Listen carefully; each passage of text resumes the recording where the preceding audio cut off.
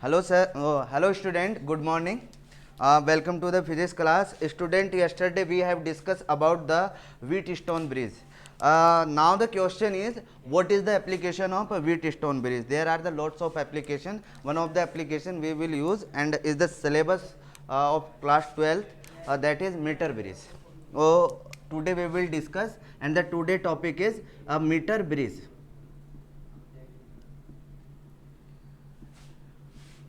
What is metre bridge, ये question mostly पूछा जाता है एग्जाम्स में.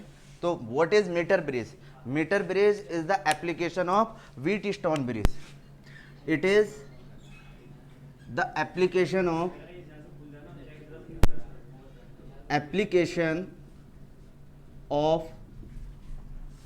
Wheatstone bridge, stone bridge. Okay, which is used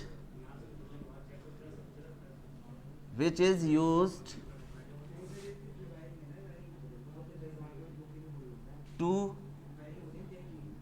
find or calculate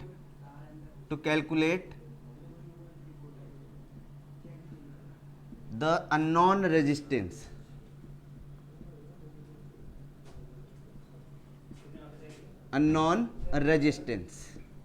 okay student, unknown resistance इसमें अपन find करेंगे. तो what is the metre bridge?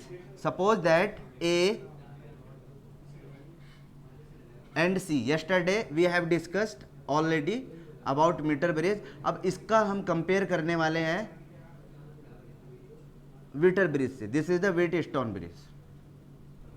It will connected to a battery. This one is the battery. EMF E, A, B and D. This will be the current through the galvanometer Z. And what will be the balancing condition?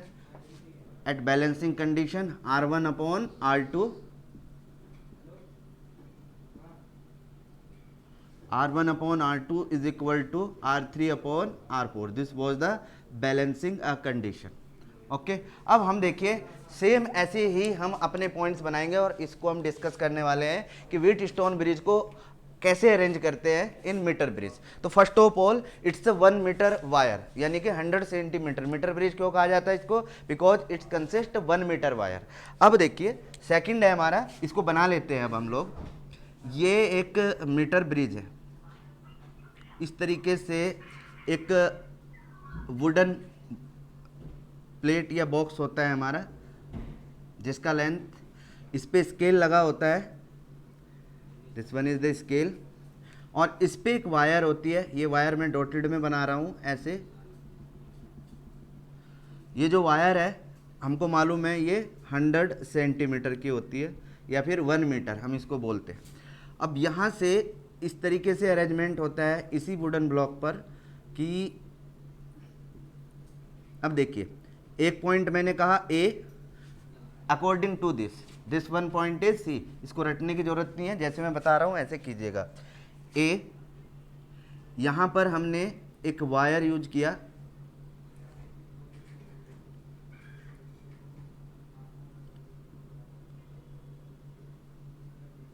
इसको कहा हमने R1 हमने बोल दिया इसको. This one is R1. Now the second is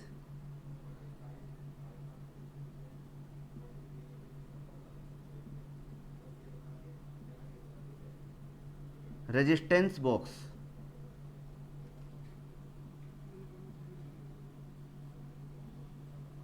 ये हो गया हमारा R2. देखिए A से कनेक्टेड है हमारा R1. अब वेयर इज द B? ये पॉइंट हम B ले लेते हैं यहां पर. This point is C. देखिए A, B and this one point is C. ये हमने लिया है यहां पर. कनेक्टेड हमने कैसे किया? This one is R1, this one is R2. What is R2? R2 is the resistance box and B will be connected through galvanometer. ये हमने यहाँ पर एक जॉकी के थ्रू गैल्वेनोमीटर से कनेक्ट करके एक जॉकी लगाते हैं. अब स्टार्ट करते हैं इसको समझना. अब देखिए, और बैटरी कहाँ पर लगी है हमारी? बैटरी लगी है A एंड C के between. The battery is connected between A and C.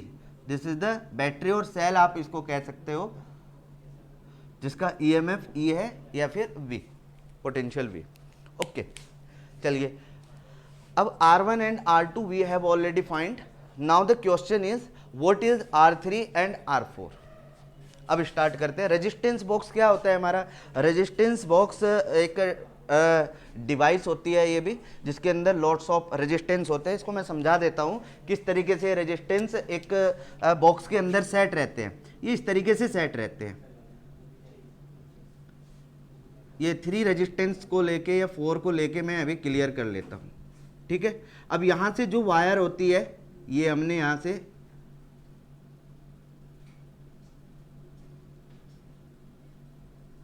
ये एक रेजिस्टेंस बॉक्स का पिक्चर है. Okay, these are the resistance wire connected to like this. यहाँ पर ये स्विच होता है, ऐसे स्विच होता है. यहाँ पर ये ऐसे की लगाई जाती है. यहाँ पर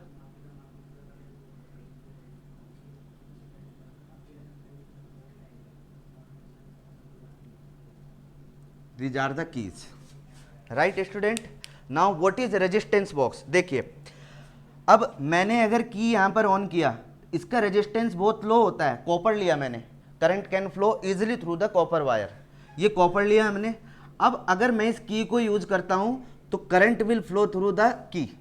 suppose that I don't want the use this की, और ये की जो लगी हुई है यहाँ नीचे जो वायर है, इसका रेजिस्टेंस है 1 ओम, इसका है 3 ओम, इसका है 10 ओम, इसका है 20 ओम. ओके, मैंने इस की को आउट किया. अब करंट अब भी जाएगा. करंट किधर से जाएगा? अब रेजिस्टेंस वायर से जाएगा. फिर से, पहले हमने की को यूज नहीं किया. अगर की को यूज नहीं किया है तो करंट किधर से? करंट का पाथ अब क्या बन जाएगा? करंट का path will be through the 1 ohm resistance wire. या फिर रेजिस्टेंस भी लगे होते हैं, 1 ओम का रेजिस्टेंस लगा दिया, फिर रेजिस्टेंस वायर भी लगा हो सकता है. दोनों पॉसिबिलिटी है. इनसाइड पिक्चर दिखा रहा हूं मैं आपको ये. तो ये एक रेजिस्टेंस वायर है हमारी. अब यहां से करंट ऐसे फ्लो होके जाता है. अब देखिए, इसका मतलब क्या हुआ? अभी सर्किट के अंदर कितने ओम का रेजिस्टेंस है? आंसर है 1 ओम का. अब आपको चाहिए 4 ओम, तो 1 ओम का ये फाइंड आउट किया आपने, क्रिएट किया. फिर अब अगर आपको 4 ओम चाहिए तो you have to create this 3 ohm also. 1 ohm ये और 3 ओम ये. फिर अगर आपको 13 का चाहिए या फिर 10 का चाहिए खाली, तो अभी करंट यहां से जाएगा, इसको निकाला, तो this will be the resistance created in the circuit. इस तरीके से हम रेजिस्टेंस क्रिएट करते हैं inside the circuit. This is the resistance box, this one is the galvanometer. अगर ये गैल्वेनोमीटर है, ये सी है, ये ए है, R1 R2. अब हमने कहा कि हम इसको P और Q यानी कि R3 और R4 को कैसे फाइंड करेंगे. क्लियर. अब ये जो वायर है, इसका रेजिस्टेंस हम फाइंड करना चाहते हैं. ये क्या कहेंगे हम? Unknown resistance. हमें क्या फाइंड करना है? R1. राइट. अगर अब हम R1 फाइंड करना चाहते हैं तो हम किस तरीके से इसको फाइंड कर सकते हैं? तो मैंने कहा कि यहां पर हमने 1 ओम का रेजिस्टेंस क्रिएट किया और यहां से करंट फ्लो होनी स्टार्ट. ये हायर पोटेंशियल पर है, ये lower potential. Maximum current will be here, so you have to place. तो galvanometer will get deflected more. ये जो जोकी है, इसको आप यहां पर रखेंगे, the galvanometer will get deflected in opposite directions. Okay. तो जब ये डिफ्लेक्ट होगा, इसको हम ऐसे धीरे धीरे स्लाइड करते जाएंगे, इसके ऊपर करते जाए, और कहीं पर भी जहां पर भी हमारा नल पॉइंट आ जाता है, यानी कि गैल्वेनोमीटर क्या करता है? 0. IG कितना हो जाता है? 0. जहां पर 0 हो जाता है वो हमारा एक रीडिंग आ जाएगी, that is known as R3. ये क्या हो जाएगी? हमारी R3. इस R3 को क्या बोला हमने? L. R3 को क्या बोला हमने? L. अब ये 100 था मेरा पूरा. आगे का रेस्ट ऑफ द क्या हो गया हमारा? 100 माइनस L. ये हुआ मेरा R3, ये हुआ मेरा R4. अब रेजिस्टेंस किसके डायरेक्टली प्रोपोर्शनल होता है? Resistance directly proportional. अब हम R3 की बात कर रहे हैं तो यहां पर बात कर लेते हैं रो L अपॉन A. R3 हो गया. फिर हम बात कर रहे हैं यहां पर कि R4 will be equal to rho 100 minus L upon A. You have to divide this to. इधर आ जाते हैं. You have to divide this to R3 and R4. R3 upon R4 is equal to rho L upon A upon rho 100 minus L upon A से A cancel, rho से rho, तो R3 upon R4 is equal to L upon 100 minus L. ये किसकी value आ गई हमारी? R3 upon R4 की। अब L भी हमें नॉन है, यहां पर लिखा होता है, और 100 माइनस एल हम इजीली फाइंड कर सकते हैं। This is the way how can you find the unknown resistance. अब यहां पर रेजिस्टेंस बॉक्स से हमने 1 ओम क्रिएट किया पहली रीडिंग में, फिर हमने 1 ओम क्रिएट करके यहां से R3 को फाइंड कर लिया और R4 को, क्योंकि इनका रेशियो अब हमारे पास आ गया है, तो अब हम इजीली यहां से R1 फाइंड कर सकते हैं। तो हमने कहा R1 upon R2 is equal to R3 upon R4। ये हमारी बैलेंसिंग कंडीशन है। बैलेंस कब हुआ? जब गैल्वेनोमीटर करंट जीरो शो हो रहा है। When ever the galvanometer current zero, in that case we have to note down the reading that will be considered as a R3, and rest of the reading you have to take the R4, means that will become 100 minus L. Now R3 upon RL क्या है हमारा? L upon 100 minus L. Now we want to find out here R2, तो R1 is equal to R2 L upon 100 minus L. This will be the reading. आप R1 R2 कैसे find करना चाह रहे हैं? This is the way how can you find. Okay student, now the question किस type से पूछे जाते हैं आपसे? ये एक डेरिवेशन 1 मार्क्स में ये आएगा, ये बताना आपको, और ये डेरिवेशन लिखना है, ये जो फॉर्मूला मैंने लिखा है। फिर उसके बाद ये सारी हमारी नॉलेज के लिए है। 1 मार्क्स का डायग्राम होता है और 1 मार्क्स का ये जो क्रिएट करना होता है हमें, ये होता है हमारा, ठीक है ना। All these are the related to the metre bridge. Okay, तो R upon s, L upon 100 minus L, यहां से हम ये फाइंड कर सकते हैं। अब हमें ये फाइंड करना है तो R1, अब इसको हम अल्टरनेट चेंज भी कर सकते हैं। रेजिस्टेंस बॉक्स इधर आ गया, ये इधर चला गया, तो फिर उस कंडीशन में क्या हो जाएगा? R2 is equal to R1 100 minus L upon L। This is the way how can you find the unknown resistance. In that case the unknown resistance become this one, because the resistance box gets shifted at this side. अब ये इधर shift हो गया तो इधर ये हमारा consider हो जाएगा। ओके स्टूडेंट, क्वेश्चन और क्या पूछा जाता है कि ये जो वायर हम यूज कर रहे हैं, विच वायर इज दिस?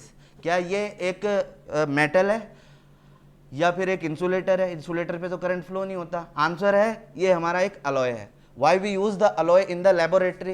Laboratory में alloy क्यों यूज किया जाता है? The reason is the temperature coefficient. क्या बात कर रहा हूं मैं? The temperature coefficient of the alloy is very less. Due to that the resistance will not change due to its temperature.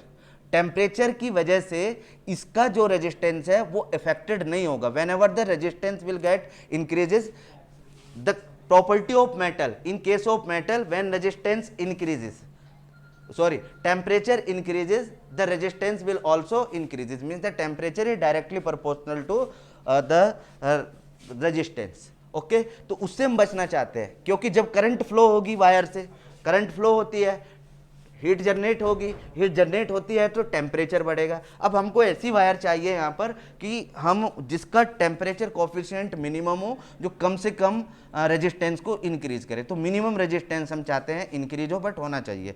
Okay, अब ये अलॉय या तो मैग्नीन वायर यूज करेंगे हम या फिर कॉन्स्टेंटन वायर यूज करेंगे in this metre bridge application. Okay student, this will be the application of Wheatstone bridge. Now you have to do numerical related to this topic, and I have cleared meter bridge. Now tomorrow we will discuss the cell. Okay student, have a nice day.